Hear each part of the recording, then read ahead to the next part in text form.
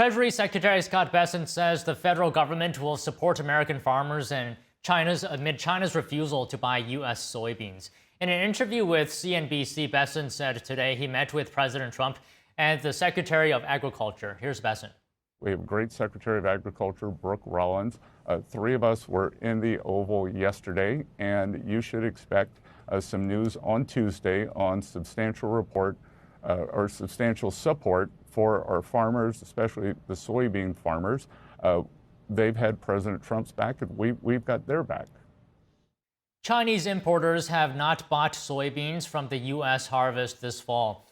This is costing U.S. farmers billions of dollars in lost sales. Bessent said it's unfortunate that China is using American soybean farmers as a hostage or pawn in the trade negotiation, but he's still hopeful there will be a major breakthrough in trade negotiations.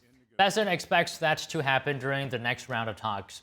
That will be an in-person meeting between Trump and Chinese regime leader Xi Jinping. It's set for late October at the APEC summit in South Korea. And joining us now to discuss is China analyst and author of Feeding the Dragon, Chris Fenton. So good afternoon to you, Chris. Now, China buys 60% of soybeans traded worldwide. It's an enormous market, obviously. It's also an example of how the CCP will use that kind of leverage against its trading partners. So, I mean, is this a hint for our farmers to diversify away from China, or is it too difficult and expensive for farmers to change course? Well, the fact of the matter is we have four foreign adversaries as designated by the U.S. government: China, Russia, Iran, and North Korea.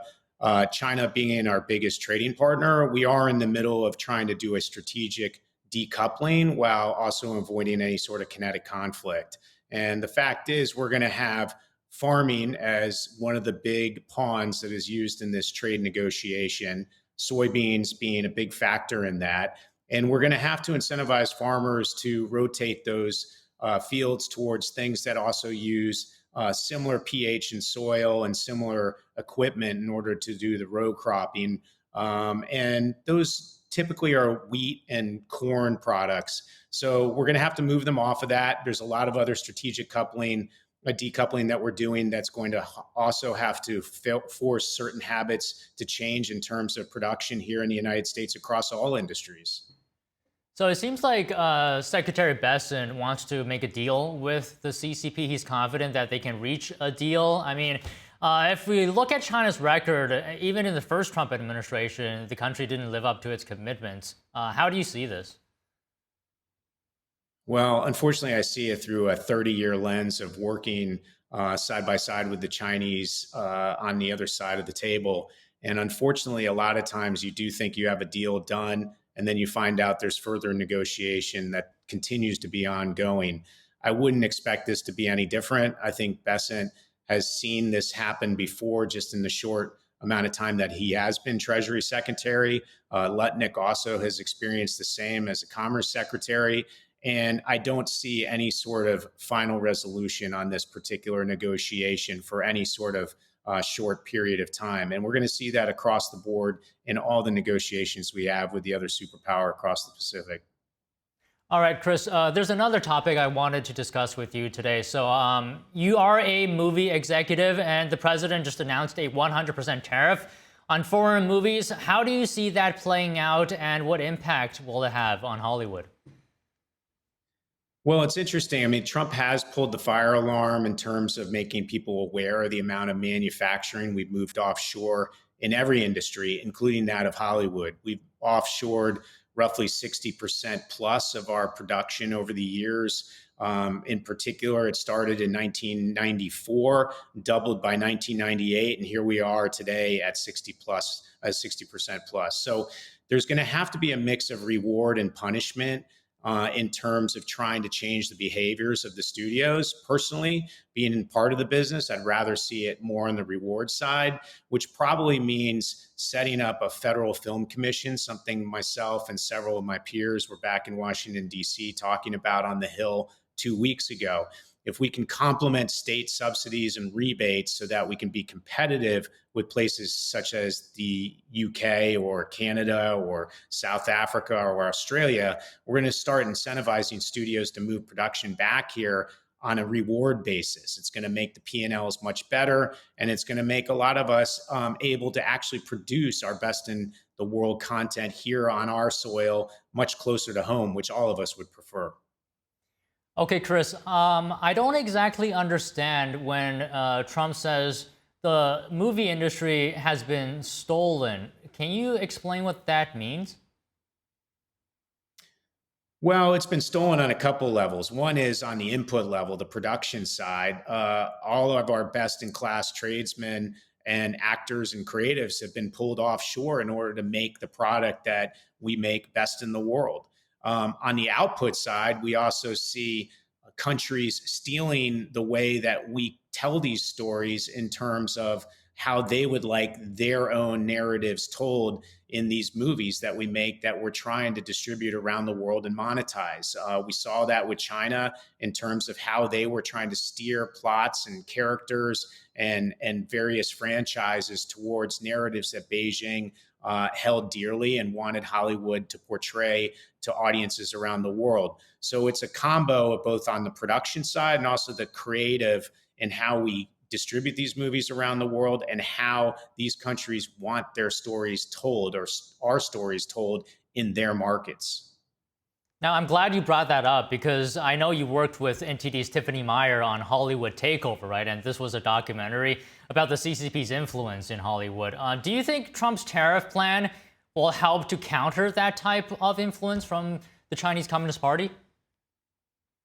Well, it's interesting. China is not a big issue when it comes to moving manufacturing offshore for our country. There's not a lot of incentives and rebates over there. So it's not a problem on the production side. On the output side, on the monetization side, we've also lost that market. We taught them how to make comparable types of projects over there in their own domestic industry, and now they cater to their own people much better than we can. So we've lost that market on two fronts, production and on monetization. Where I see China influence is definitely going to continue in areas such as TikTok if we find out that it's not fully bifurcated from Beijing like we are told it's supposed to be. And on top of it, we still see it in academia. We see it in social media in various instances. There's a very strong lobbying effort in part on Beijing's behalf. And then on top of it, we also see capitalism and companies, global companies that want entree into that market, continuing to carry narratives that are part of the soft power initiatives of Beijing. Can you talk to us about how do you even define an American movie? Well, it's the same way we might look at, say, Apple. We look at Apple as an American company. The hardware is designed here. A lot of the invention and the IP and the patents is done here in the U.S. But then a lot of the manufacturing, a majority of it, is offshored and then brought back onto our shore. You could argue the same thing is similar in terms of Hollywood. The creation of the IP, the creation of the stories, the packaging of creatives involved with those projects, whether it's producers, writers, directors, actors, a majority of them do tend to be Americans. And then in order to take that package and go produce it, we sometimes take it offshore. In fact, over 60% of the time we do. And then it's brought back here to monetize. So very similar in terms of the way other industries work. It's just this one is in the creative business and is slightly more, I guess, ambiguous as far as watching how you touch and pull the actual production process. It's not steel in a manufacturing plant. Okay, Chris, I just have one more question that I'm wondering here. How much of Hollywood's current production is actually done overseas right now? And will the tariffs slow down production? Well, it's over 60%. So I think tariffs are going to be very difficult in terms of how you change the behavior of studios, because tariffing film is probably very intricate and very complicated. I think, as I said before, I think rewarding studios for keeping manufacturing here through a federal film commission, one of which would complement or essentially compete with the other 77 nations that have nationwide federal film subsidies, will allow us better P&Ls to bring back the production here and to keep the jobs here in the United States of America. Well, okay, Chris, it was really intriguing hearing your insight. Thank you so much for your time today. Thanks for having me.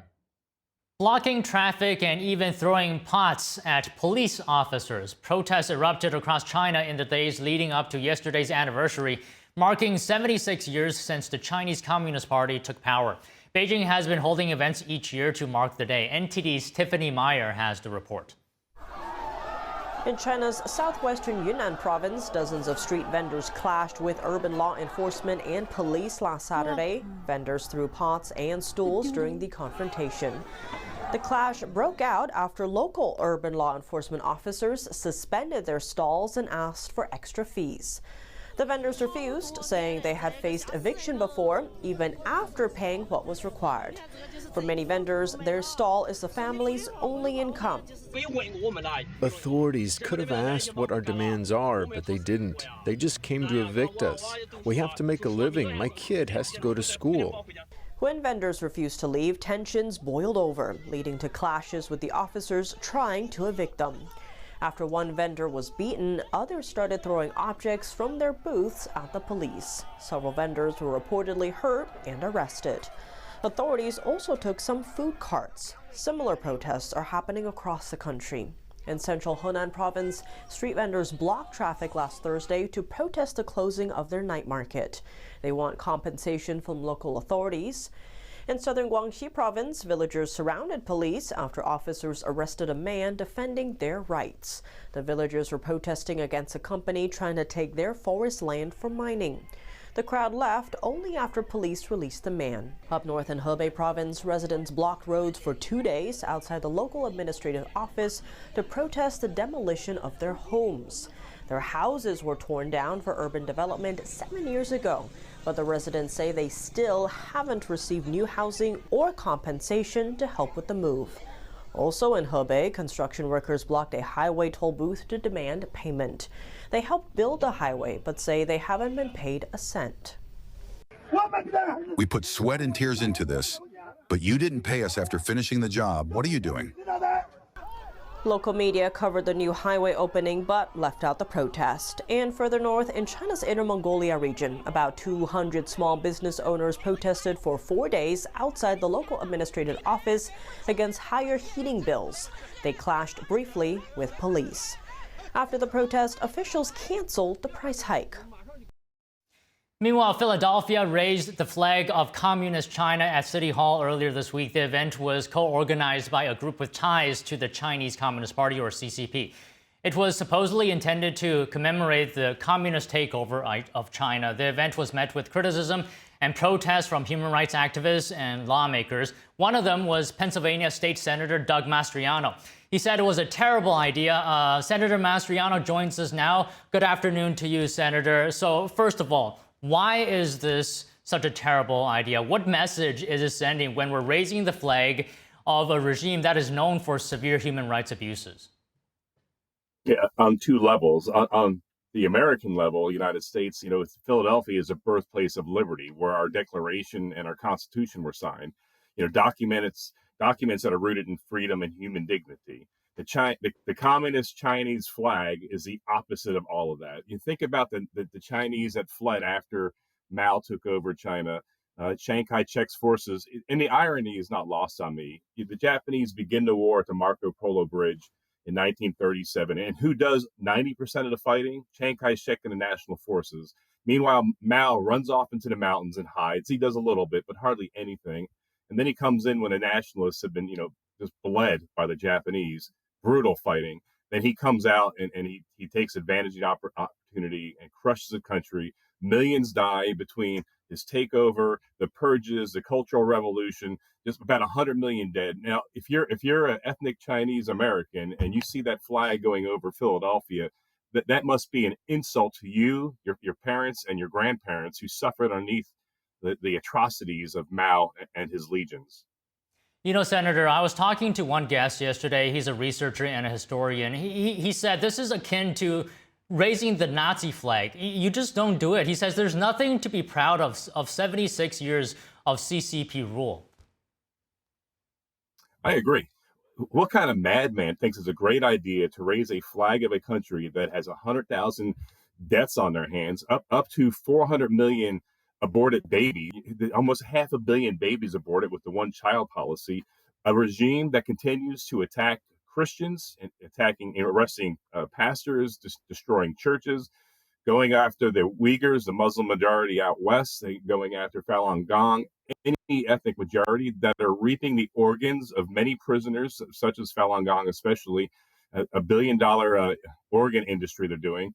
The mass surveillance of their country. We think about Tiananmen Square and the thousands of people that stood up for freedom and were killed or arrested. We don't even have the numbers on that. And that the idea that it's a great idea to raise the flag that symbolizes oppression and persecution and the opposite of the American ideals, is repugnant to me. And of all cities, Philadelphia should not be doing this. And Senator, how do you think the CCP is reacting to this if they're not celebrating already? I mean, there's something inherently wrong, I think, if your enemy or rival or adversary or whatever is celebrating something you're doing. Yeah, Napoleon said, never interrupt your enemy when he's making a mistake. And clearly, the Chinese, they must be, the communists in Beijing must be laughing their pants off, because what kind of ridiculous messages to send? America, we say that we're the defender of freedom, we represent human rights and freedom of choice, and everything that communist China is not. And you look at this, and they must, when the leadership of the Communist Party in China looks over, they must see a bunch of useful idiots in Philadelphia, because who would do this? It is an insult to anyone of ethnic Chinese background that you would do this here, especially for people that fled the persecution, that seek asylum in America, that have raised a family and enjoy freedom, who still have relatives back home. And what an insult this is. And you just can't make this stuff up. To do it, of all places, I just did an event in Philadelphia on the 12th of September commemorating when our Congress in 1782 endorsed the Bible, the Aiken Bible. And we did that event there. Our history is rooted there. And just down the street, a week later, here they are raising that red flag that represents blood and murder and oppression and everything anathema to our ideals as Americans. What do you say to that Philadelphia officials saying that this event is about promoting cultural exchange? What a profoundly ridiculous, stupid, and naive statement. I would ask them to open up one history book or go to Google and simply type in, list the atrocities of communist China since their takeover in 1947, and you could account for up to 100 million dead, and it goes on today. We think about COVID-19 in Wuhan. We don't even know what happened there. There's another cover-up from communist China that affected the entire world. I think it's a great idea. While Tibetan monks are being thrown in jail, while Christian pastors are being arrested with underground churches, while Falun Gong followers are being in prison and having their organ out to be sold on the international market. And this is a great idea to raise the flag of a country that represents all of that. No, thank you. And Senator, you brought up a great point earlier. I mean, how does this affect America's credibility abroad in terms of its credibility on human rights? Does this promote the CCP sort of in a way for its global image? You said it exactly right. This does endorse and promote the policies and ongoing activities of the Communist China Party within China. It acknowledges the fact that we're going to ignore the atrocities and overlook this, all in the goal of having better cultural ties. What does that even mean? I just don't know what's going on. Philadelphia for 7 years is a Democrat leadership here. It's time for a change, because these people don't know what they're doing. And this kind of idea is very reckless. It shows great weakness in America, and it undercuts everything that the Trump administration is trying to do to reassert American morals and ideals around the world, especially in China. Okay, Senator, let me just ask you one more thing. What would you like to see done to increase understanding of this issue? What do you say to those who say this is just a flag? Well, I think this helps. I'm thankful for your outlet here that you highlight the significance of this here. Because, many of the folks that we're talking about here suffered under the regime. In World War II, the United States supported the nationalists under Chiang Kai-shek to fight the Japanese belatedly, because a war had gone on since 1937. But the links and ties that America has with the nationalist Chinese, especially in Taiwan now, the legacy of Chiang Kai-shek, between the Flying Tiger volunteers, the Burma Road getting supplies in over to and the fighting that happened, we're looking at about 3 million casualties. We think about the sacrifice of those great men and women who lost their lives. We did a bombing raid on Japan called the Doolittle Raid in April 1942. Our bombers had to land in China, and 250,000 Chinese people gave their lives to smuggle out a handful of American pilots. And we need to remember the greatness and the great ties America once had with China. The current flag, the CCP flag, does not represent the values and ideals that our fathers and forefathers fought for. So the flag needs to come down, an apology needs to be issued, and we need to stand for all that is right and good and not push a flag that represents death. Okay, Senator Mastriano, such a pleasure to speak with you today. Thank you. Thank you. I'm honored. God bless you. As the Chinese Communist Party marks 76 years of rule, Chinese people in the U.S. and worldwide are protesting its brutal tyranny. Let's hear their stories and what they're standing up for. NTD's Flora Hua has the report.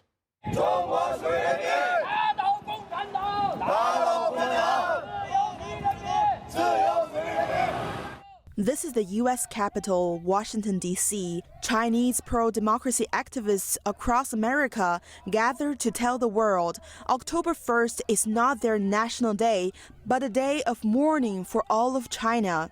During times of peace, tens of millions of Chinese people have died under the CCP's tyranny. From the violent political campaigns and the Great Famine to the Tiananmen massacre and the COVID-19 pandemic, these Chinese protesters marched in front of the Chinese embassy, Capitol Hill, and the White House. Younger generations also took part in the anti-CCP movement, raising awareness of the Chinese regime's tactics. On one hand, the CCP maintains authoritarian rule through repression.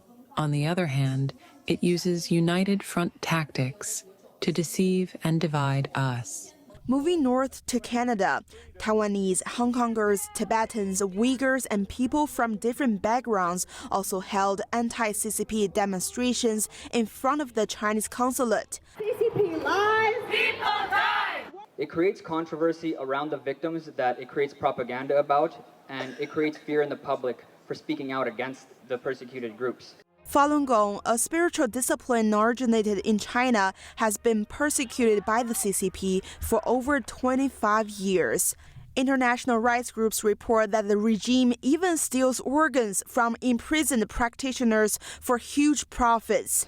The CCP trades in live organs and continuously imprisons dissidents who oppose it. This, among other actions, represents the greatest harm that totalitarianism has inflicted on our present generation of human civilization. Chinese people in Germany and the Netherlands are also calling for an end to the tyranny of the Chinese Communist Party. Flora Hua, NTD News. The U.S. enters its second day of a government shutdown. We talked to a lawmaker about the impacts and how we got here. Stay with us.